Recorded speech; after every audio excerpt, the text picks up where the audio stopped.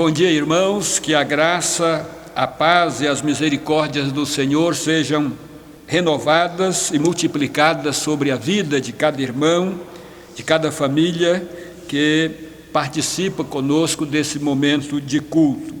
Nós desejamos fazer algumas comunicações para as quais chamo a atenção dos irmãos. Inicialmente, lembrar os irmãos que deram seus nomes para a classe de catecúmenos, que estava programada para o primeiro domingo de julho. Ela vai ser adiada ou postergada em razão do novo decreto da Prefeitura Municipal, que prorroga um pouco mais o período ou a autorização para a realização dos cultos presenciais, evitando aglomerações. Por isso, nós iniciaremos a classe tão logo retomemos as nossas atividades normais. Também comunico aos irmãos que nós estamos em plenas obras de restauração do templo. A coisa vai caminhando e nós pedimos as orações dos irmãos, bem como também o envolvimento e a participação de toda a igreja. Tendo em vista que o novo decreto prorrogou a abertura dos templos e das academias para o dia 20 de julho, então nós continuaremos postando os cultos dominicais e também o estudo bíblico às quartas-feiras pelos canais que temos postado. Quero ainda dizer aos irmãos que no nosso boletim há uma propaganda de uma escola bíblica de férias online. Então, para os pais, os responsáveis pelas crianças, fica aí a sugestão para que vocês participem ou coloquem as crianças para participar dessa escola bíblica de férias. Outras comunicações estão no nosso boletim e pedimos aos irmãos que estejam certificando-se de todas as nossas atividades.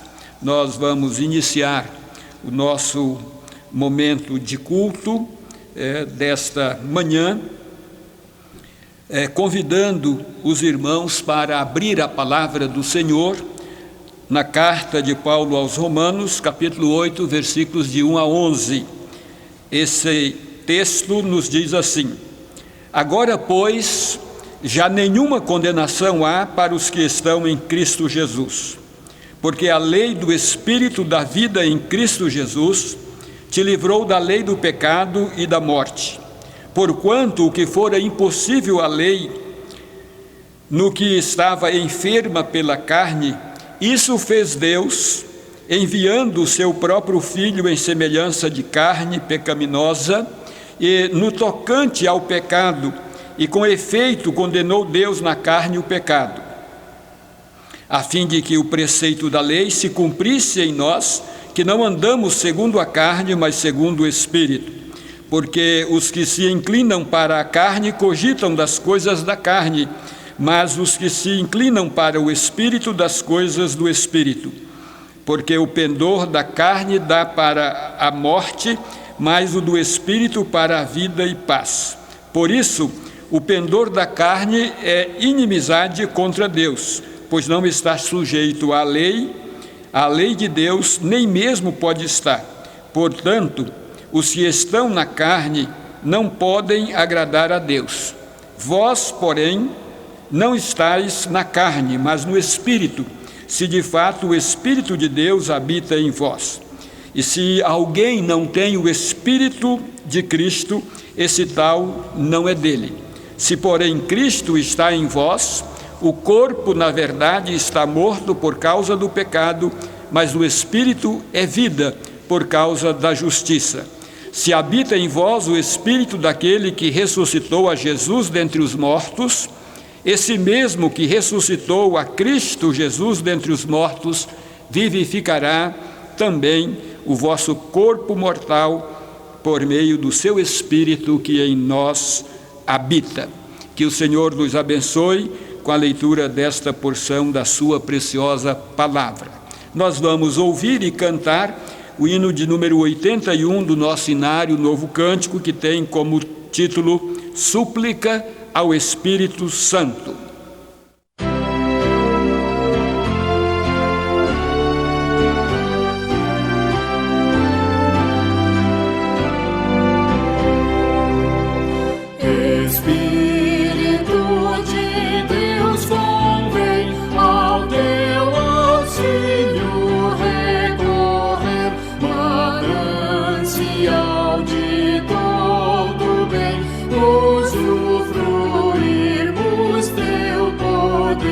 E no teu santo amor andar é nosso anseio ao te adorar. Sem ti o nosso culto é vão e nulo em tudo nos será. Sem teu ensino e direção, nossa alma luzes não terá. Inutilmente o teu louvor entoaremos, ó Senhor. Ó grande santo instruidor, inspira as nossas petições, ensina a orar e dá fervor aos reverentes corações, e ao trono eterno junto a Deus conduz-se aqueles que são teus.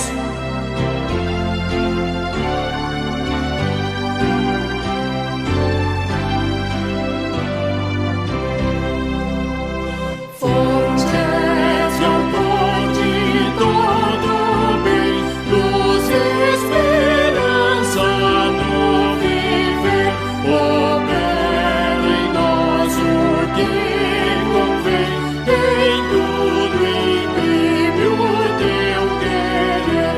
Perante o céu será então perfeita a nossa adoração. Amém.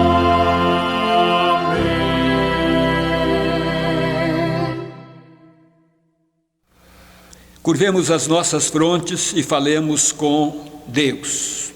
Ó Pai, em nome de Jesus, nós nos prostramos diante do Senhor com os nossos corações gratos por mais este dia que o Senhor está acrescentando à nossa existência, pelas bênçãos até aqui alcançadas. Agradecemos também por aquelas que o Senhor ainda vai dispensar à tua igreja no decorrer do dia. Nós queremos agradecer-te, ó Pai, de maneira muito especial, porque o Senhor plantou e tem sustentado a tua igreja aqui neste lugar ao longo destes anos.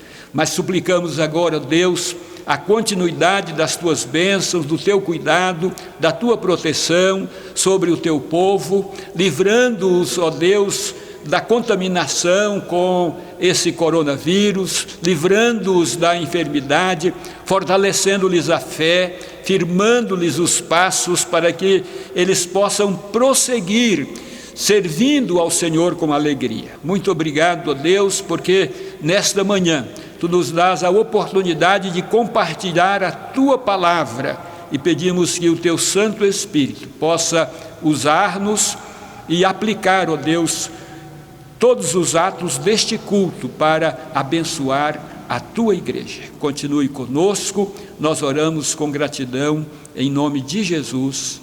Amém. Irmãos, nós vamos agradecer a Deus pela vida dos nossos aniversariantes e nós vamos convidar o reverendo Robson para nos dirigir nessa parte, lendo a palavra do Senhor em Jó, capítulo 33, versículo 4. Na sequência nós vamos cantar o cântico Te Agradeço e em seguida o reverendo Robson estará orando.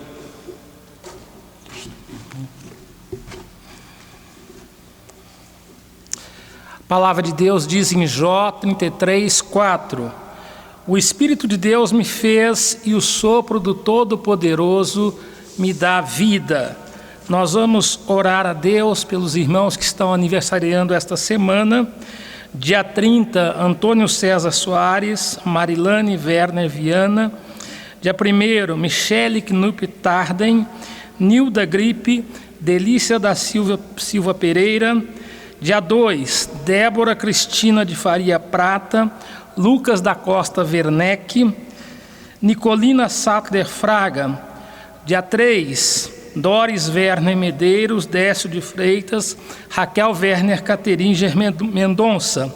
Dia 4, Celi Ferreira, Eufrida Elisa de Melo, Márcia Maria Feliciano Gripe, Marcos Rosastolato Rodrigues, Daniele da Silva Pereira, Rebeca Stanek Correia. Vamos louvar a Deus cantando o cântico Te Agradeço.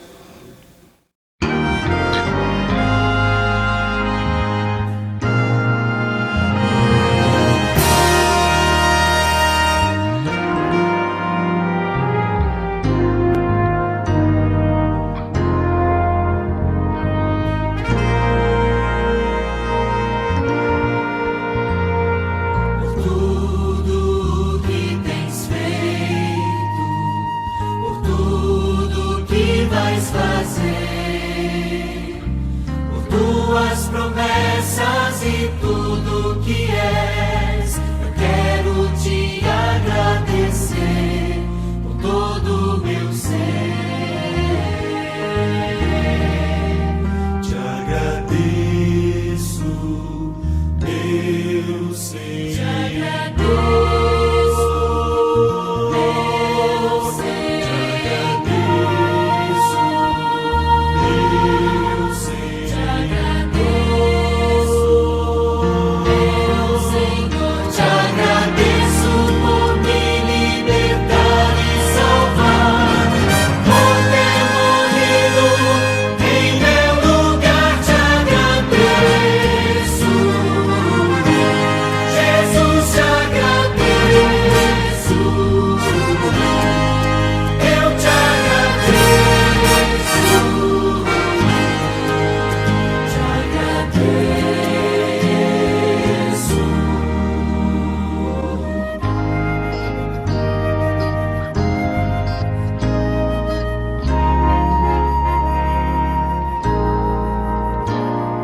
Por tudo que tens feito, por tudo que vais fazer, por tuas promessas e tudo que és, eu quero te agradecer com todo o meu ser.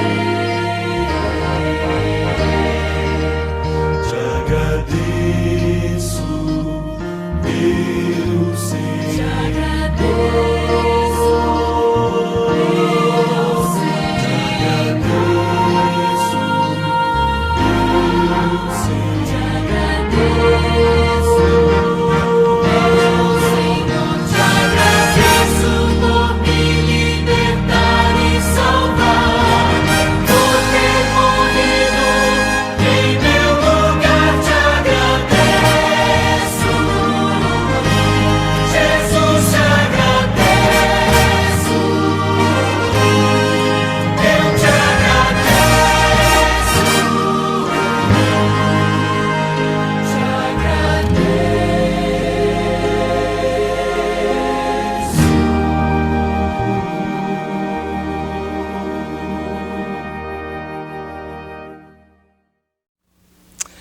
Oremos. Nós te agradecemos, ó Deus, por estas vidas preciosas, vidas amadas pelo Senhor, escolhidas pelo Senhor para viver para Ti, para honrar o Teu nome, para andar na Tua presença. Nós te louvamos e pedimos a bênção, o fortalecimento espiritual do Senhor sobre estas vidas, para que tenham sempre o prazer em andar na Tua lei, em fazer a Tua vontade, em temer ao Senhor. Pedimos que o Senhor revista estas vidas de graça e de sabedoria. Agora, Senhor, pedimos que o Senhor nos abençoe no restante do culto, nos abençoando e falando aos nossos corações, em nome de Jesus. Amém.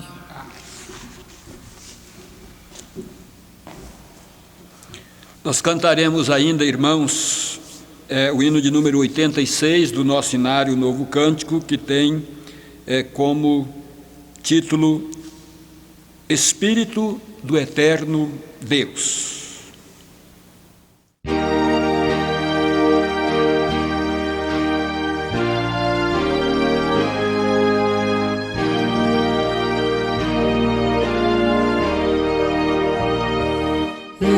Espírito do Eterno Deus, opera em nós.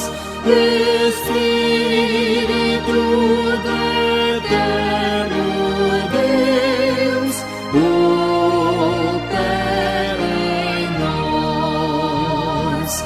Quebranta-nos, consola-nos, transforma-nos, transborda-nos.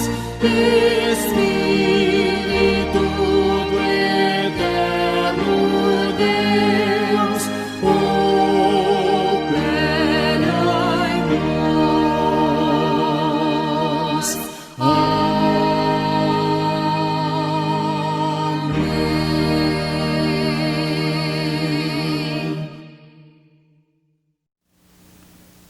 Que o Espírito do Eterno Deus esteja falando aos nossos corações a partir desse instante, abrindo a nossa mente, o nosso coração, para que nós possamos compreender aquilo que Ele tem preparado para os nossos corações. Nós leremos a palavra do Senhor em Abacuque, capítulo 3, versículo 2, que nos diz assim: Tenho ouvido, ó Senhor, as tuas declarações e me sinto alarmado. Aviva a tua obra, ó Senhor, no decorrer dos anos, e no decurso dos anos faze-a conhecida. Na tua ira, lembra-te da misericórdia. Eu quero reforçar aqui esta parte do versículo que diz assim: aviva a tua obra, ó Senhor, no decorrer dos anos.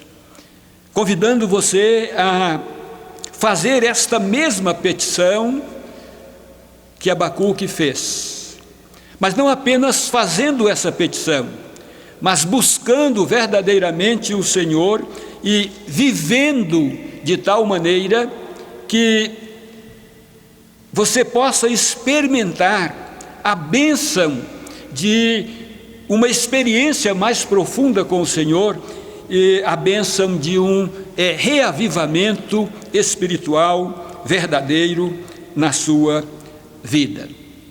Queremos pensar um pouco com os irmãos sobre a doença espiritual da igreja. A doença espiritual da igreja.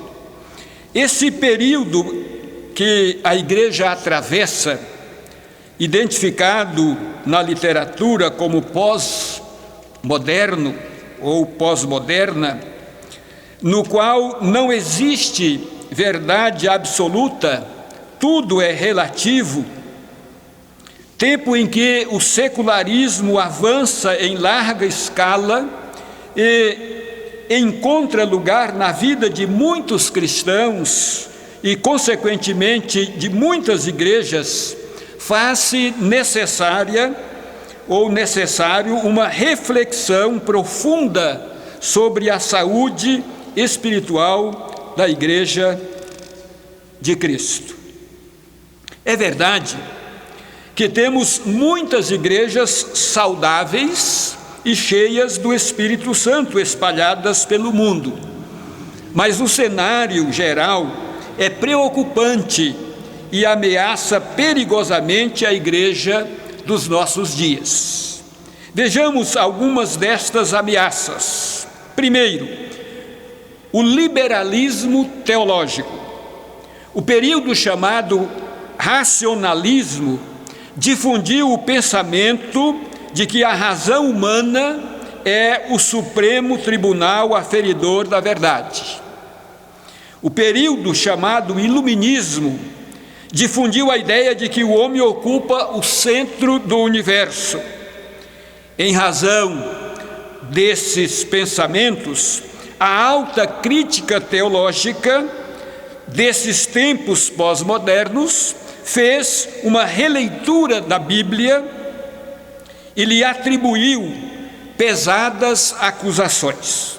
Acusam a Bíblia de ser um livro cheio de erros e de grande quantidade de mitos. O resultado é que esse pensamento teológico, como um veneno mortífero, devastou a igreja por onde passou.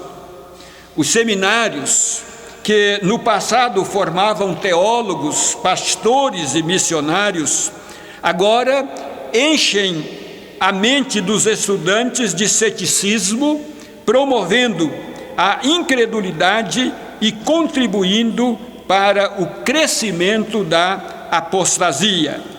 A devastação provocada pelo liberalismo teológico é vista por todas as partes, mas especialmente na Europa, na América do Norte e também aqui no Brasil. Segundo, a secularização da igreja. O período denominado humanismo excluiu Deus do comando e do controle do universo. Karl Marx, com seu materialismo, aboliu Deus da história. Charles Darwin, com a sua teoria da evolução, tirou Deus da ciência. Freud, o pai da psicanálise moderna, tirou Deus do inconsciente humano. Nietzsche tirou Deus do topo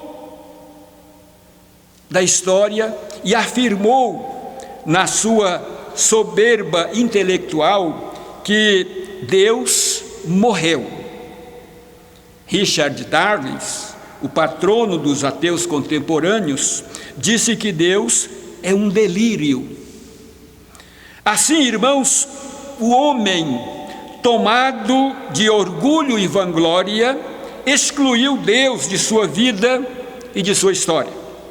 Até mesmo aqueles que professam a fé cristã, em muitos lugares, já afastaram Deus para a via lateral de suas vidas e vivem para os seus próprios prazeres, para a sua própria glória, para o seu próprio deleite e não mais para a glória de Deus.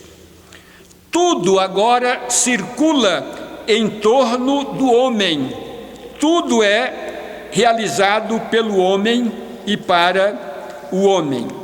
A secularização não está, ou melhor dizendo, está entranhada nas igrejas e tornando-as desidratadas, sem vigor, sem espiritualidade e sem poder.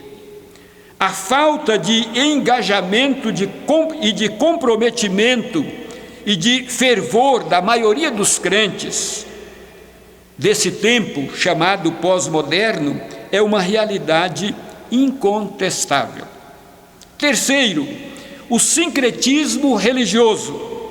Tomados pelo desejo de atrair mais pessoas para suas comunidades, muitos líderes, despidos da verdade, introduzem na mente de muitos cristãos de hoje crendices pagãs e práticas estranhas à sã doutrina para enganar os incautos e, se possível, desviar os filhos de Deus dos caminhos do Senhor.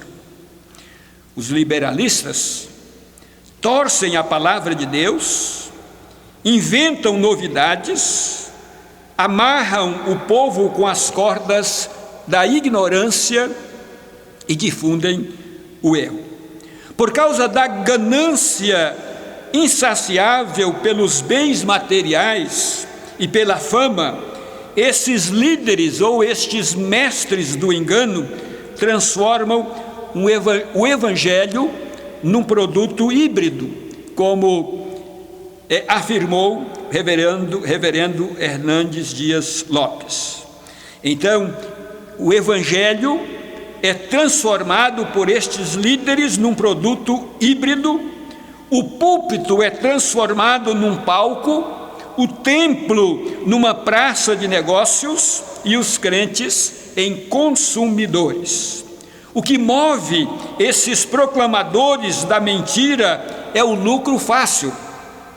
Esses vendedores das benesses do evangelho, travestidos de pastores, tiram tudo o que podem das ovelhas e dá a elas o caldo mortífero das últimas novidades do mercado da fé, para mantê-las prisioneiras do engano religioso. Quarto, o mundanismo. A autêntica doutrina produz a verdadeira ética. Os reformadores ensinavam a vida simples e assim viviam. A simplicidade era a marca dos cristãos do passado. O ideal daqueles homens não era angariar tesouros na terra, mas riquezas nos céus. Não era ostentar a vida e bens materiais, mas promover a fé.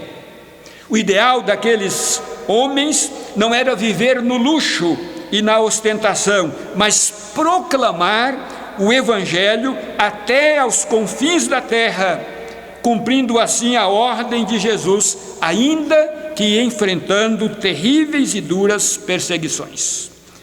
A vida para a glória de Deus e a paixão pela glória de Deus vem sendo perdida a cada geração. O entusiasmo com o avanço do evangelho entre as nações empalideceu e esfriou.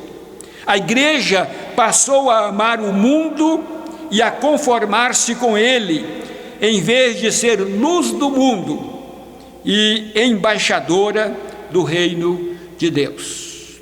A recomendação do apóstolo Paulo aos romanos é que a igreja, é que os crentes, é que todos nós não podemos nos conformar com este século.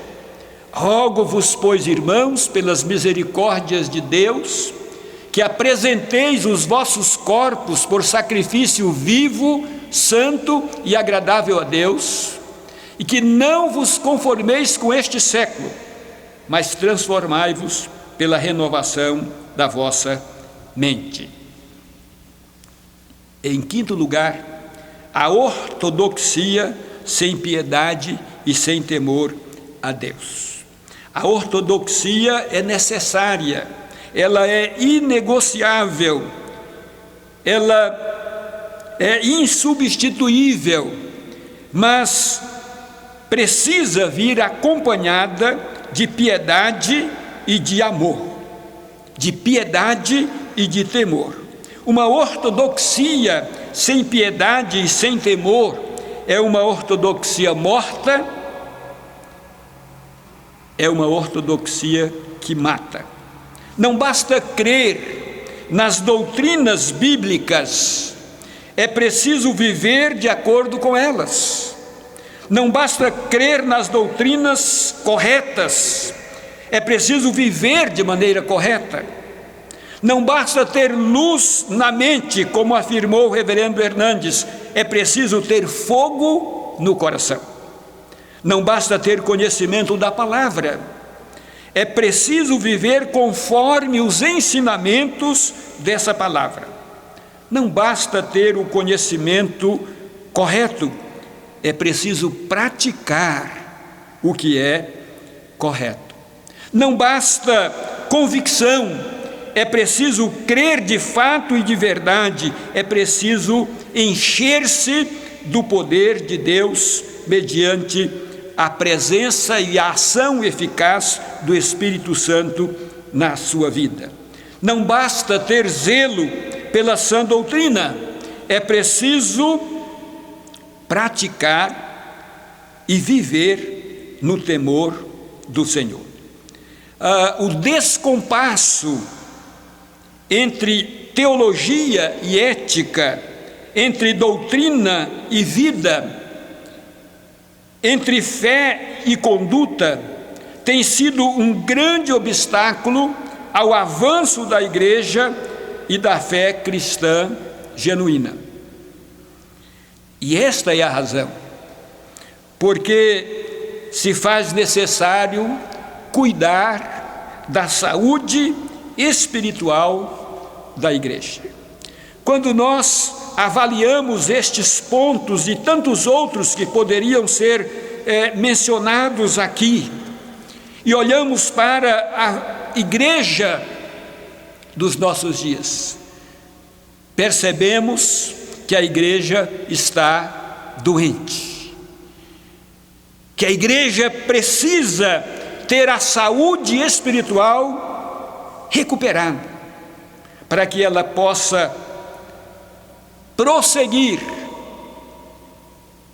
a sua caminhada durante o tempo que o Senhor assim o permitir.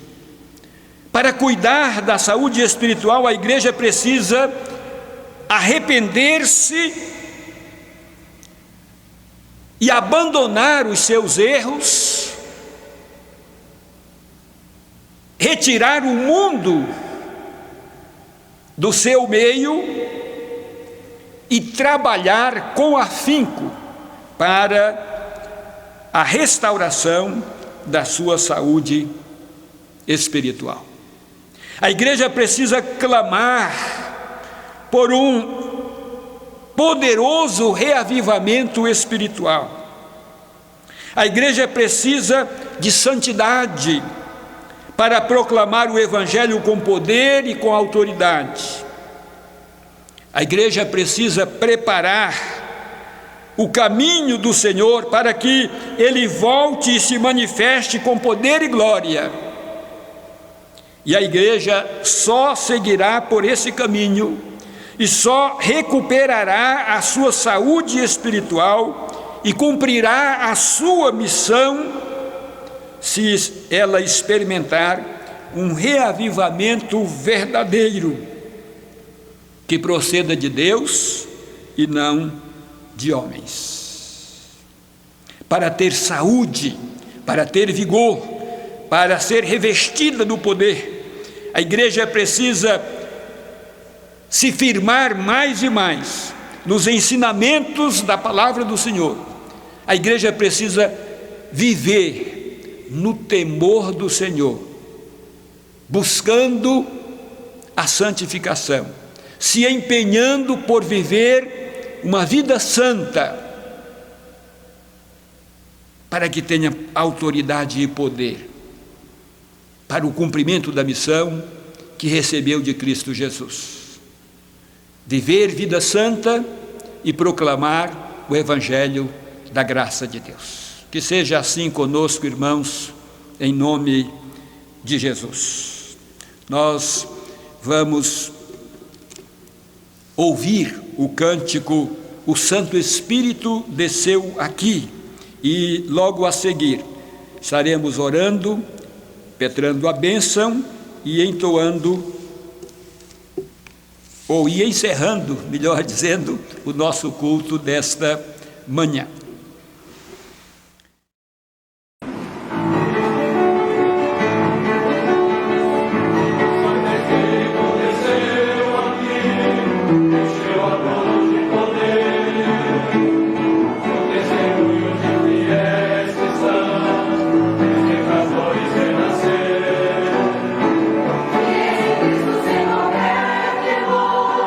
Saídas vamos a pegar, e você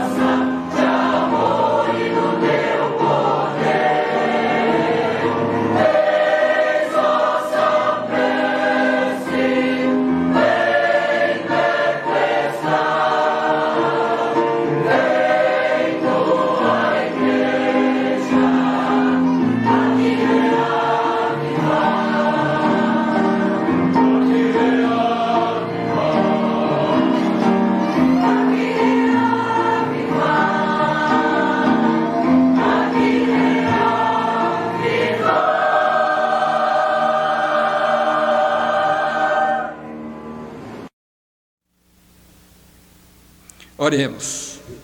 Ó Pai, em nome de Jesus, nós nos achegamos ao Senhor para, a semelhança do profeta Abacuque, clamarmos, ó Deus, por uma manifestação do Teu Espírito na vida da Tua igreja, a fim de conceder, ó Deus, a cura para a enfermidade espiritual, de modo que, revigorada, ela possa avançar, vivendo de conformidade com a vontade soberana do Senhor, cumprindo o seu papel, a sua missão determinada pelo Senhor, de proclamar o Teu Evangelho.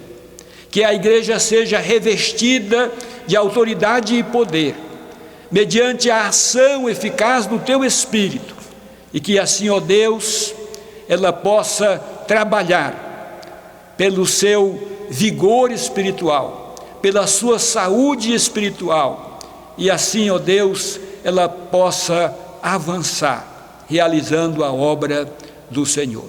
Quando falamos em igreja, estamos pensando em homens e mulheres, e por isso, ó Deus, a nossa oração é que o Senhor trabalhe na vida de cada membro desta igreja, de cada membro da Tua igreja espalhada pela face da terra, para que não sejamos levados, ó Deus, a uma conformação com este século, mas que sejamos de fato transformados, revigorados, e assim vivamos para o inteiro agrado do Senhor. Muito obrigado, ó Deus, por tudo quanto temos recebido das Tuas mãos. Oramos com gratidão em nome de Jesus. Agora, irmãos, que a graça maravilhosa do nosso Senhor e Salvador Jesus Cristo, o amor de Deus, o nosso Pai, a comunhão e a companhia constante do Espírito Santo estejam convosco, amados, e com todo o povo de Deus espalhados pela face da terra, desde agora e pelos séculos dos séculos. Amém.